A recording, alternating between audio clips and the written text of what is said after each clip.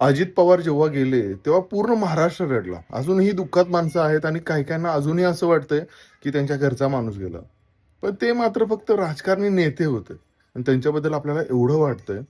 तर मला विचार आला काल, की छत्रपती शिवाजी महाराज जेव्हा गेले असतील, म्हणजे अंगावर काटा आला ना, माझ्याही अंगावर काटा आला जेव्हा मला हा विचार आला, की जेव्हा शिवाजी महाराज गेले असतील आणि ही वार्ता जेव्हा त्या प्रजेला कळाली असेल, म्हणजे काय झालं असेल त्यांचं? म्हणजे म्हणजे अक्षरशः लोकं तडफडले असतील.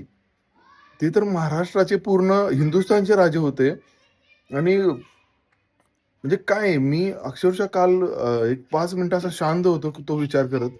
आपल्याला ह्या नेत्यांबद्दल असं वाटतंय, की आपण आता हयात आहोत म्हणून आपल्या बघण्यातले नेते आहेत म्हणून त्यांच्याबद्दल एवढं वाटतंय.